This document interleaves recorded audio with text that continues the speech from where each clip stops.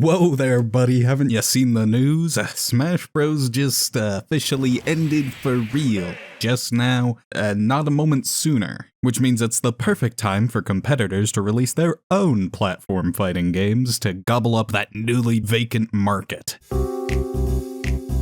Yeah, I know I'm a little late to this platform fighting game discussion, considering the double whammy of Multiverses and Nickelodeon All-Star Battle Royale happened quite a while ago, but I'm a huge fan of Smash Bros. I know, I'm really breaking new ground here in the opinion territory. But I've played so much Smash that I've long since run out of Smash to play, so I've always been excited at the idea of some new Smash-adjacent competitors entering the scene. But there's been a recent development amongst the Smash clone crowd, which is that they're failing.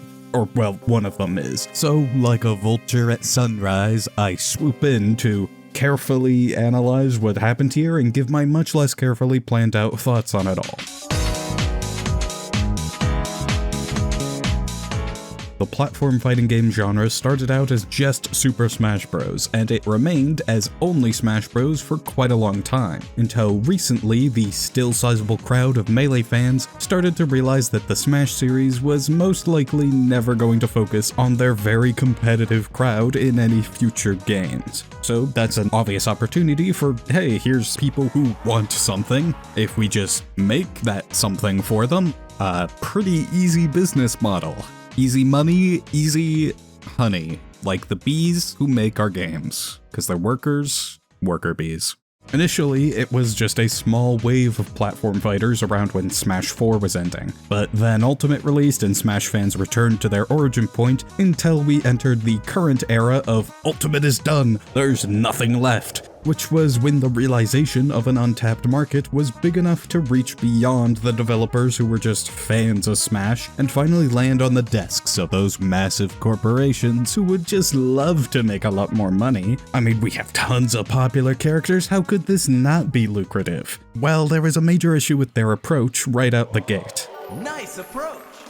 Every major platform fighter recently spawned from the desire to give the competitive Melee fans more Melee, which first off, I don't even know if they really need that. It kinda just seems like people who are still playing Melee are just gonna keep playing Melee. But regardless, while these games aren't necessarily bad, I think the decision to make games like Multiverses and Nick All-Star happened without them really realizing who their intended audience actually was. If your goal was to absorb mass amounts of wealth from the competitive Melee crowd, then I believe you've been misinformed. Even if you managed to pry that target audience away from Smash, Melee was nowhere near the most successful Smash Bros. Game, and you're looking at only a small portion of that audience that already was a small portion of the greater Smash Bros. Fan base. On the other hand, wave dashing is often added to most of these platform fighters, just to really get those Melayers on board. For the most part, this is just an extra layer of complexity that only competitive players will bother using, so I suppose it doesn't hurt.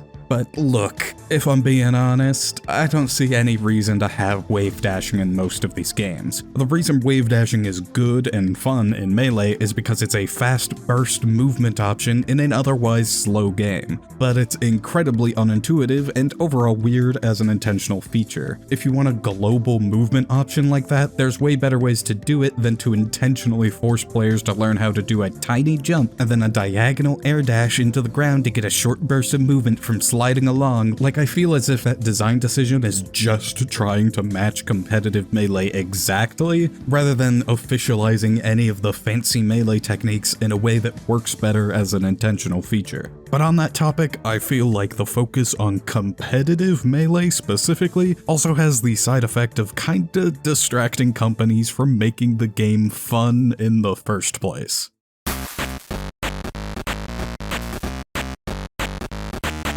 One of the weirdest things I've observed about all these platform fighters is that they all got rid of grabs, shields, ledges, and items. Well, except for Nickelodeon All-Star Brawl, that one still has ledges, but every other major non-Smash platform fighter got rid of all four of those elements. I'm not saying that things like that can't or shouldn't be tweaked, but it is a very competitive focused viewpoint to remove them. In competitive Smash, shielding and grabs are a fun middle ground of being completely worthless or being so overpowered that it's annoying, so it makes sense to remove them and bypass having to deal with all that.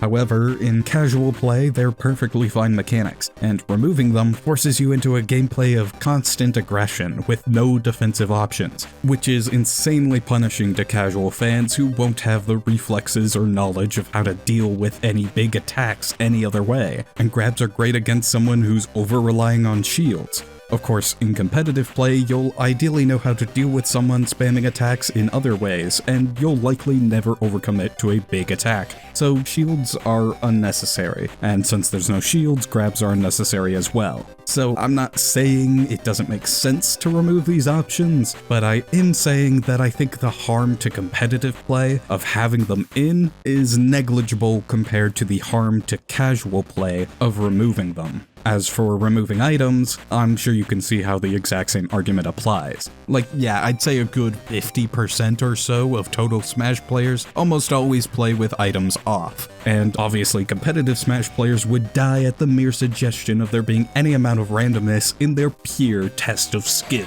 But that still leaves a solid chunk of fans that enjoy items, all of which would be casual players, and there's literally zero harm in including items as long as competitive players still have the ability to turn them off. Then removing ledges is... I don't know. That one's just kind of neutral to me. Like, you could argue it's more complicated for casual players to recover by doing up special, wall jump, air dodge, up special again, instead of just grabbing the ledge, but also ledge camping is a huge issue. Even in Smash Ultimate, where you lose all invincibility from ledges if you grab them too much, you can still Ridley it up from off stage, so I don't know. I mean, it's neat to have the variety between platform fighters with ledges and those without, so I'm not gonna say that it's strictly a bad design decision. On the other hand, most of the stages in these games are simple and follow the classic competitive Smash template of no walls, no walk-offs, no hazards, not too small, not too big, definitely no slopes. Basically, if your stage isn't Battlefield with the platforms in a slightly different position, your stage isn't legal. Unless you're Rainbow Ride in the heyday of competitive Melee, it still shocks me that that stage was legal. I barely even consider it legal for casual play. Those falling blocks are an OSHA violation. But to developers, there's no reason to make these higher effort, complicated stages if competitive players aren't going to use them. And for that matter, there's no need to make extra game modes either if the main competitive mode is the only important one. Except there obviously is a reason. Casual fun. And look, it's fine to appeal to purely competitive players. The vast majority of fighting games are built to appeal to fighting game fans. But the issue here is that these games, like Multiverses and Nick All-Star, shouldn't be appealing to competitive players. By design, crossovers are supposed to appeal broadly to fans of all the characters that the crossover contains. But I'm gonna go out on a limb here and say that the Venn diagram of fans of the Loud House and competitive Smash Bros. Players does not have a lot of overlap. You need to not only give casual options for people to have fun with, but you need that to be the main focus since that's your target demographic, which is exactly what Smash Bros. Already figured out. But that's all very biased opinions coming out of the Kazoo Cat corner. Let's turn it over to objective analysis to... Wait. Gah, these are biased opinions too!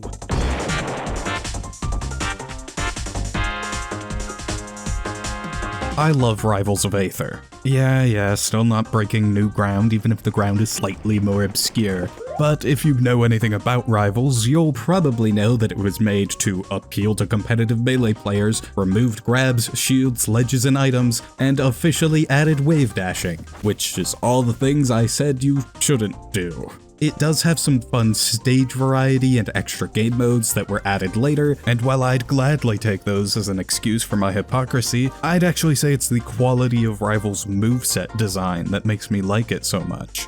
The way I see it, there's two key elements that make Smash Bros. Movesets so fun, unless you count Sakurai magic, but I can't exactly critically analyze that one, so let's just stick with two. The first of which is intuitiveness. How easy is it to understand a new character? An obvious example of this intuitive moveset design is the consistency of directional attacks. If you pick up a new character and get knocked off the stage, it's a pretty safe bet that using your up special while going towards ledge is gonna make you recover. But outside of that, there's even specific patterns like how nearly all counters in Smash Bros are on down B.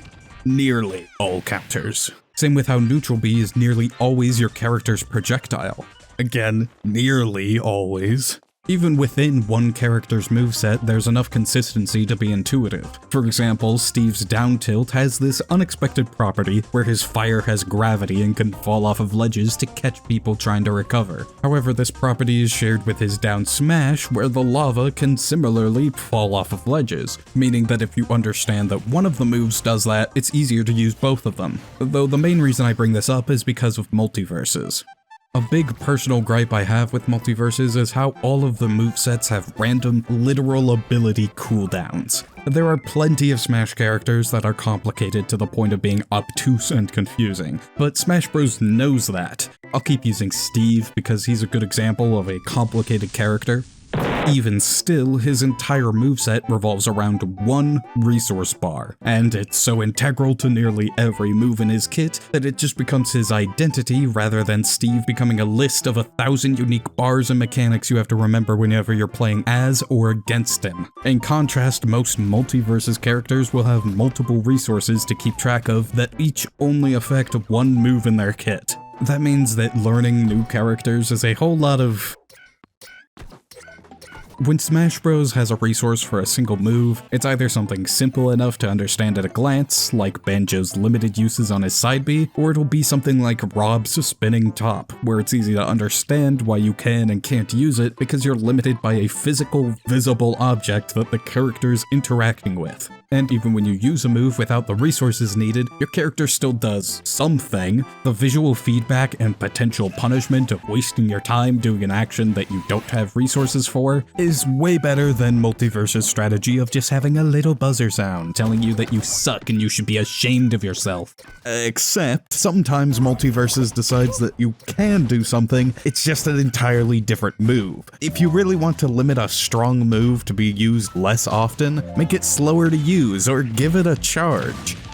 I think the most egregious thing Smash Bros. Does is have moves put you in special fall, but that has a very clear set of rules, and once you understand that that's a thing, it translates to every other character. But Multiverses is way more inconsistent in how resources work from character to character. In fact, inconsistency's kind of its thing. Some arbitrary attack directions are sometimes chargeable on some characters. Some special moves function entirely differently between the ground and air, and sometimes there's a brand new button to deal with. Oh, and good luck keeping track of all those little cooldown boxes and what they mean for each specific character in the middle of high-energy, bloody combat. So yeah, you should probably try to be more intuitive than that. Though before I delve too far into just making this a review of Multiverses, if I haven't already, let's rope Nick All-Stars back in to talk about the other major element of moveset design that I see causing troubles, the balance of gameplay and references. Since these games are crossovers, you obviously want the characters to feel like they're actually the same character as whatever they're coming from. However, at the end of the day, you still have to make an actually cohesive moveset for a fighting game character, and that can be hard to balance. For characters who already fight in pretty standard ways, it's easy to just make them fight and call it there. But Squidward doesn't fight. I mean, he fights his inner demons, but I don't know how you turn that into a moveset. So those characters often end up having movesets that feel more like a list of references to random things they've already done before. But hey, this isn't an easy thing to do. I mean, a lot of the original Smash Bros. Cast either feel like, look, that's the thing from the thing, it doesn't really make sense in his moveset or do anything, but it's the thing, or it's a good moveset that just doesn't really feel like the character at all. So overall, this isn't an easy balance to achieve, but I think Smash takes the best approach with it. Almost all modern Smash characters strike that perfect balance, but whenever they do mess it up, they usually lean towards making the moveset good at the cost of not feeling completely like the character, which I think is a good decision. But for Multiverses and Nick All-Star, it's almost always way too many references at the cost of little to no moveset cohesion. So what does this all mean? I guess, weirdly enough, the main thing this showed me is that, options are insanely important. You shouldn't remove all casual elements of Smash games, but you obviously shouldn't make them mandatory either. Although I have a feeling that any big companies looking for easy money from a crossover Smash clone wouldn't like the put more effort in than it seems like you need to approach. I think that's the reason that most of these games cut out all of the non-competitive features. It's too much extra work for parts of the game that your demographic seemingly doesn't even use. So the other important lesson is that you should focus on casual players. If a game is fun for casual fans, they'll play it all the time. When you play a game all the time, you get better at it. Getting better makes you want to compare how good you are by playing against other people. Bada bing, bada boom, competitive game. But if a game isn't fun, then nobody's playing it, competitive or otherwise. Now, am I really qualified to make these big sweeping claims about game design and what would and wouldn't make a successful platform fighter? No, but I am qualified to talk about what I, as the consumer and potential purchaser of platform fighting games, would like to see, which, according to self-entitlement and ignorance, means that I am valid and I expect the inevitable Disney platform fighter to credit me for creative guidance and advice.